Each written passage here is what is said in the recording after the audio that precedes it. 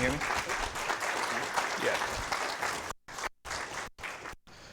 Yeah. So today I'm going to be talking Tales from the Crypt, kind of giving you an insight of, I wouldn't say complete horror stories of what it's like to be in the SOC team, but there is a few in here that I would just like to discuss and share with you guys. So a little bit about BitLyft. I'm not going to go too in depth here, but we are a MSSP cybersecurity company. Our main mission is to illuminate and eliminate cyber threats for a safer world. One of our biggest focuses is small to medium-sized businesses. For those that don't live in the SOC or understand what a SOC does, I'm going to kind of go a little bit in depth of kind of what me and my team do day to day. The Crypt of cybersecurity, a lot of people think like the SOC is the dungeon of the company. Like we're sitting in the basement. Funny story, we actually did work out of a basement for about a year until our office was built. We got on customer calls, people were thinking we were in a Ukrainian bunker at some points, just because it was all cement. Part of the SOC, it is a rewarding job. It is a rewarding field to be in if you're a SOC analyst, a SOC engineer, but it can be extremely stressful at some points. Whether that's day-to-day, SIM activity, threat hunting, your servers infrastructure goes down, your customers get hit with ransomware. It's constantly an evolving threat. So every day you're like, well, what am I going to walk into today? So that's kind of the stressful part of it, but it's also, it's the fun part. You never know what you're going to be tackling today. And that's kind of part of the unpredictable part of it is, every day is different, at least from my 6 years of experience in the SOC. No day is the same. The challenges within the SOC and what we deal with customers, again, we do focus on small, medium-sized businesses, but we do have different customers in different various verticals. Some DoD, some higher ed, healthcare, and some of the common challenges that we face when it comes to protect our customers is just misconfiguration inside their network in general. One of the biggest ones we see is endpoint protection just being misconfigured for their endpoints, whether that's working on their main servers, for higher education, that may be their lab machines. That's one of the biggest points of failure inside an organization. If you can't protect your endpoints, you can't protect your environment very well. Policy missteps. Whether that's security policy related, moving fast, deploying infrastructure, missing endpoints, not having asset management to really understand where everything is in the network. And as we continue on here, I will show you some of the outcomes of those missteps. And then continuous adaptation. Over the years, from my personal experience, it's been the cyberspace has grown. It's changed, it's evolved. What we were trying to defend against 5 years ago is not the same thing as we're trying to defend against today. Some tales of the good. So here's kind of where we get into the storytelling of some of the biggest things that we've came across in regards to attacks against some of our customers. Ransomware removal, more specifically Mimikatz in crypto mining, ransomware for XMRig, cryptocurrency mining cleanup, and then the Terrible Duo. It's actually the Terrible 2. I'll get into that in a little bit. The ransomware removal for Mimikatz. So story time on this one. We had a higher education customer reach out to us that their sister school got infected, and they wanted us to see what we could do to help mitigate that attack that's currently running an outbreak inside their environment. So we got onto the incident response bridge with them, got some introductions taken care of with their sister school, and turns out that a majority of their network got hit with ransomware. It was encrypted, and Mimikatz was being seen spreading across the network. One of the scariest parts about Mimikatz is if you haven't really seen an incident response correlation to a Mimikatz attack, is they like to be persistent. And it's really hard to identify where that persistence takes place at.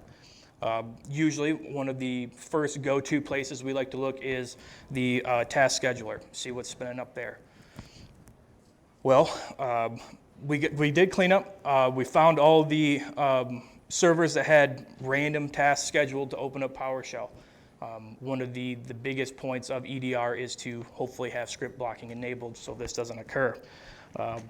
But that wasn't the case. As we deployed EDR, in this case we used a product called Cylance that our SOC team has been familiar with. It's the basic thing that saved the day here was the script control that we placed on their servers. We had a few indications coming back that even though we initially thought the ransomware was cleaned up and removed from the systems, we kept getting a specific EXE over and over again, same time every day, continue to pop up. We take a look at the task scheduler, nothing was missed there. We're like trying to figure out what is going on. After about a couple hours of investigation, it turns out they embedded themselves into WMI. If you are not familiar with malware being embedded in WMI, it is pretty obfuscated. It is pretty hard to figure out where that could be sitting at. Luckily enough, one of our dev members created a PowerShell script to go through WMI and see if they could find any missed information in there that could have been overwritten. And that's exactly what happened. Mimikatz overwrit one of the WMI variables that blended in with the environment, that it was a known WMI execution, and we were able to remove that then.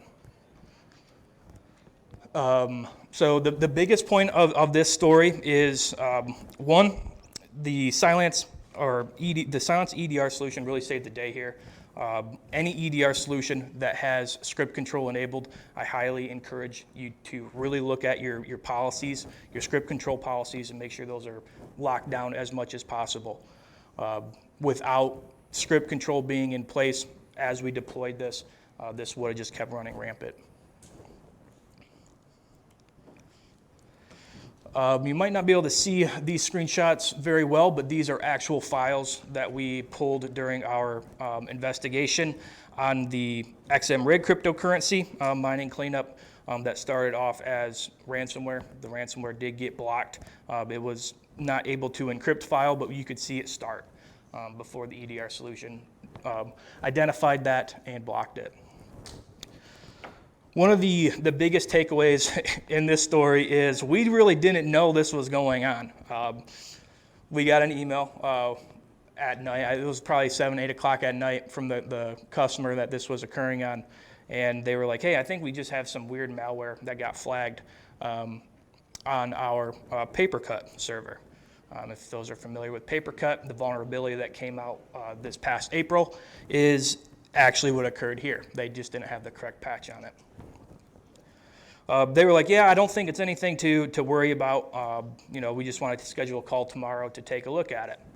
So we scheduled that call. We got on. We put it towards the end of the day because they didn't really have any urgency to it. They said, yeah, it's just something that we've noticed. It's not really urgent to us. Just let us know when you're available to get on a call. So probably about 3 o'clock in the afternoon, we jumped on a call. They're like, yeah, this file looked a little weird. And I was taking a look at that file with the rest of the SOC team. I was like, that doesn't look right, guys. I was like, that's a little bit more than just a simple Trojan virus occurring on your machine. And they're like, oh, yeah, well, we did notice that this file started to encrypt. It just didn't fully encrypt.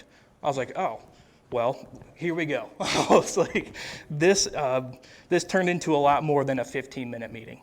So we spent the next hour and a half going through the server, identifying where these different files were occurring and being populated at. Again, the first place that I like to look is the scheduled task manager. I mean, when it comes to ransomwares or crypto miners, from the ones that we have seen over the past 5-6 years is, yes, the attackers are smart, but they're also kind of dumb. They use the same technique most of the time, but the files are usually in the same location. In this case, the temp directory, right? They always like to throw things in temp directory. So that's the first place we look, temp directory, scheduled task. Sure enough, it's trying to run some PowerShell script. I wish I had a better screenshot because the script is actually underneath the screenshots here of those files of kind of what the execution was. What it was trying to do, that bottom one there is actually the call out to the C2 server to pull down the troll.exe. In this case, there was multiple EXEs that were able to be pulled down from the C2 server. None of them were allowed to fully run and execute the ransomware.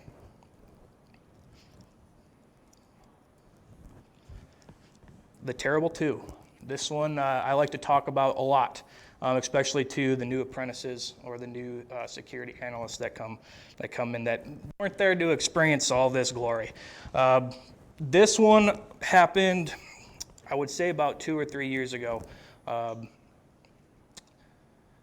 This one was scary. This was probably the first big ransomware attack that the SOC team encountered. And it wasn't just one in one weekend, it was 2 on the same exact day. It was Saturday morning. We got a call from one of our customers. Hey, we got encryption going out throughout the environment. We're like, okay, we'll jump on an incident response bridge. Started on that one. We got a call probably an hour later from a different customer. Hey, we got hit with ransomware. Everything's starting to get encrypted. We need you on this incident response bridge. So at that time, I had a few apprentices that just graduated from apprenticeship and into being a full-time or part-time SOC analyst. It was me and one other individual that was available and ready to take on this task. So the two of us kind of, pulled up our pants and dove into it. It's one of those things where you have no other choice but to jump in and see what you can do during that time. And the outcome of that, it was over the month of October. We spent about a week with one customer. Their network was down for 7 or 8 days straight, trying to, one, figure out where this came in from, and 2, get rebuilt back up. Every server had to be wiped and reimaged. We had all the legal in, taking care of that as well. So it was pretty nasty. Turns out, after we got done doing our investigation, taking what was currently there out, that was connecting to the C2 servers and encrypting everything. Both of these attacks happened because, one, they didn't know the endpoint existed on their network, their own server. They didn't know that it was there, so that means they did not have EDR solution on it. So they have a black box sitting in their network that they had no idea about, no protection on it, and again, the third scary thing here was they had a any full VPN. And so after we got done analyzing this, going through all of our triage steps, we identified exactly what happened. A remote employee VPN'd into the network on an any full tunnel. They were compromised, got in, hit that server that had no EDR and was unknown, and then they started encrypting everything. The same exact attack. I don't know if it was the same attacker group that we couldn't really identify.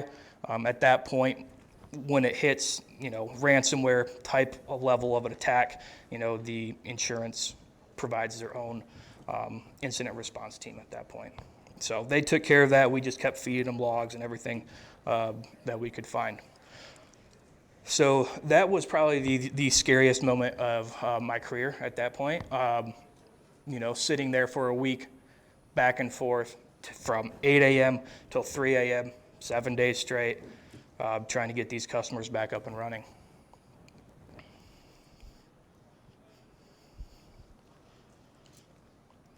The shadows in the crypt. There are a few other scary things. The penetration testing results. We have many different customers and we see many different type of pen test vendors. Their tactics are different from one another, which is really helpful when it comes to creating the alerts. What are different pen test vendors using to try to exploit our customers' networks? Some of the very scary penetration testing results. Usually they're not too bad. Usually the internal pen test,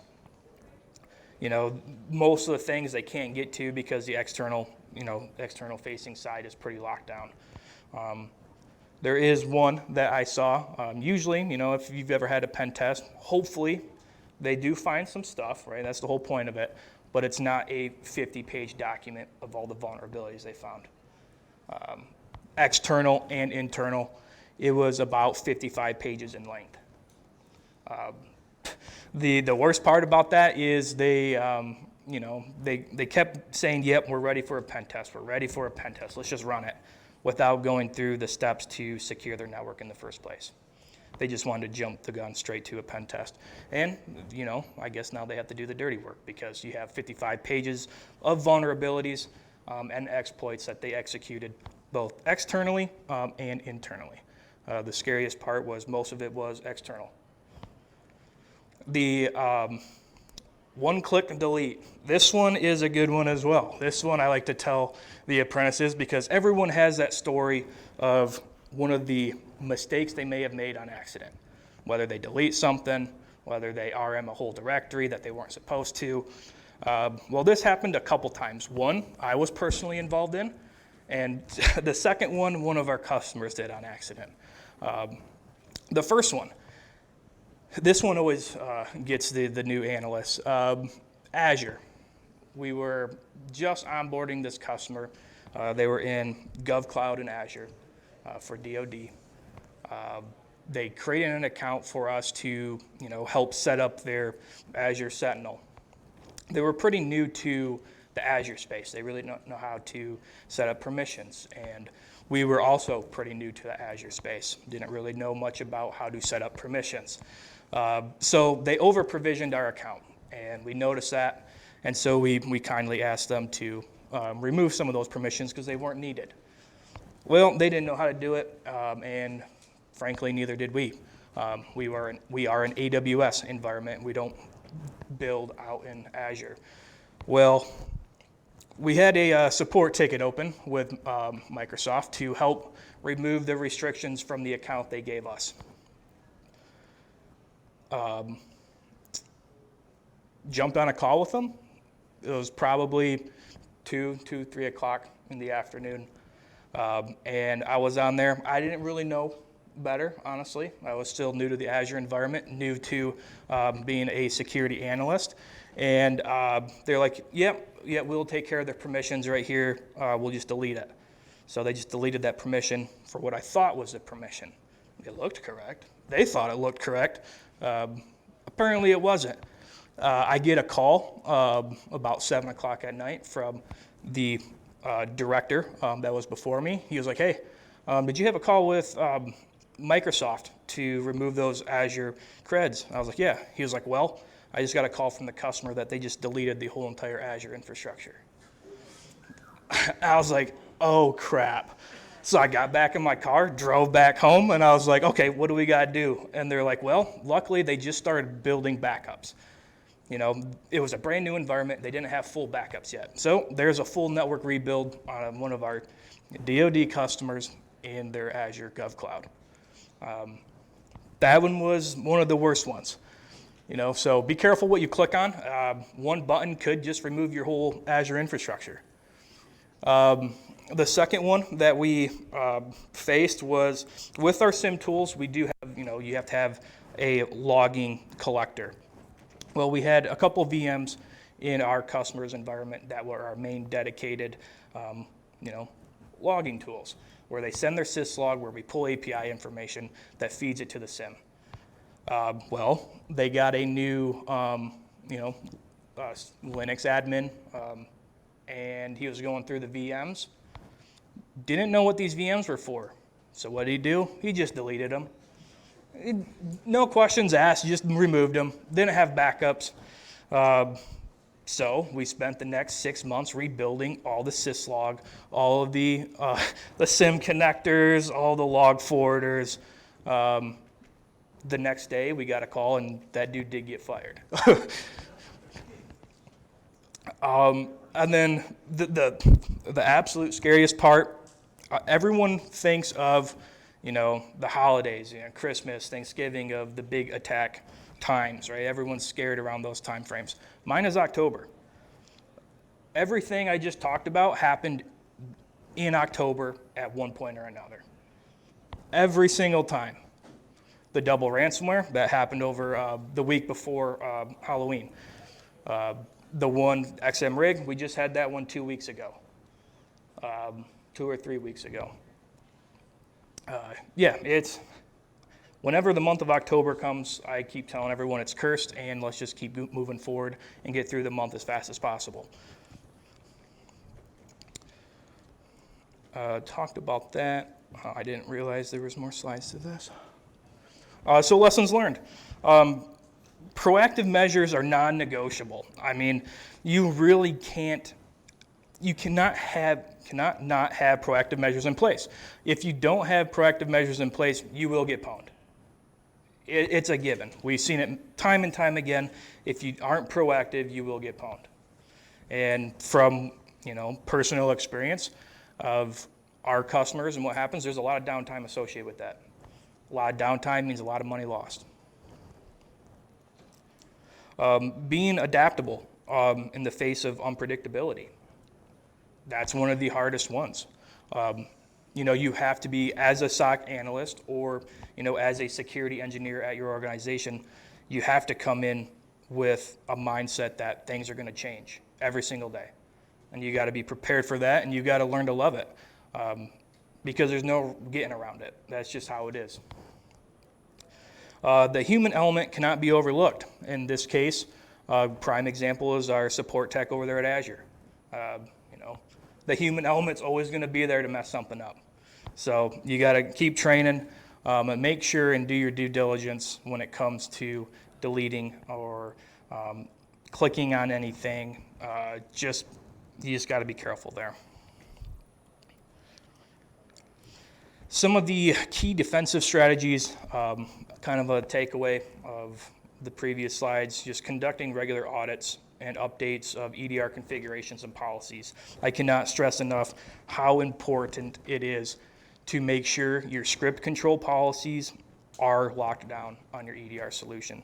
If your EDR solution does not have the ability to do script control, I highly recommend looking for a budget to get one. You want to protect those endpoints at all costs. The next is leveraging threat intelligence feeds.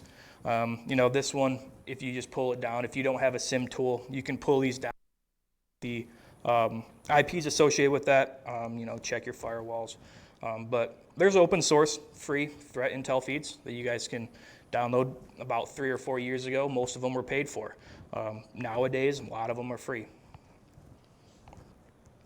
The last one here, just develop comprehensive incident response plans, including simulation and drills. Incident response plans, backup plans, make sure those are tested out. If there was a backup plan in place for when that week-long ransomware cleanup took place, I think it would have been a lot quicker. But there was no plan in place from that company. They haven't tested that. Prepping and timing and having time for these incident response plans, simulations will save you money in the long run when you get hit. The establishing a robust patch management process. One of the cases, a lot of the cases, it's outdated software on on an endpoint. In this case, with the XM rig miner and ransomware, it was paper cuts. That vulnerability came out in April and May.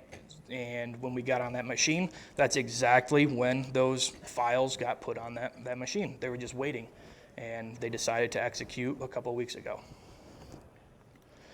Conduct regular penetration testing.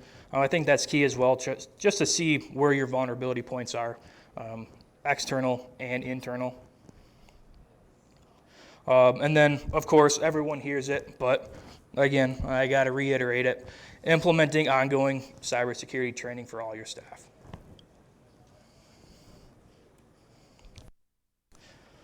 Some essential tools and tech that are useful to securing your network is an advanced EDR solution and having it being properly configured. I've ran into a few customers where they have they have CrowdStrike, they have SentinelOne, and they're great EDR solutions, but they aren't configured. They're only as good as you make them, right? They can't detect or block scripts if you don't set that up. They can't detect and block USB devices if you don't have that set up. SIM tools, they're a great tool to have just to give you a visualization of the data inside your network. They're kind of a pain to set up. If anyone set one up, it is time consuming, but they are a good tool. And again, threat intel. Any questions?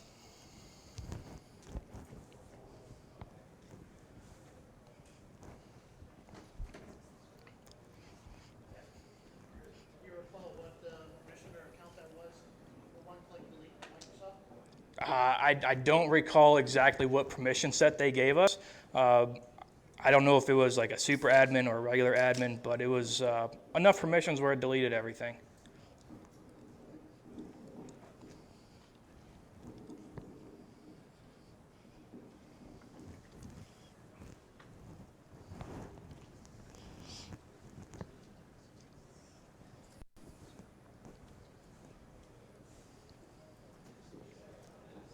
Earlier you mentioned open source threat intel feeds. Do you have some favorites that you recommend? Yeah, there is some you can find on GitHub. If you just search threat intel feeds on GitHub, there's plenty of them. Nowadays, like OTX Alien Vault, all you need to do is create an account. That's about open source, right? You don't have to pay for the feed. So Alien Vault's a good one. Threat abuse.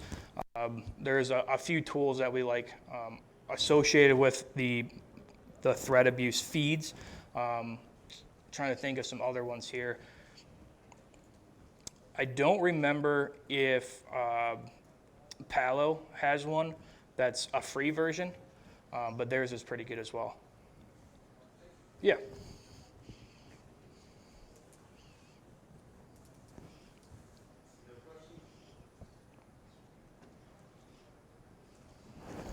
Thank you, Joel. Yeah, thank you.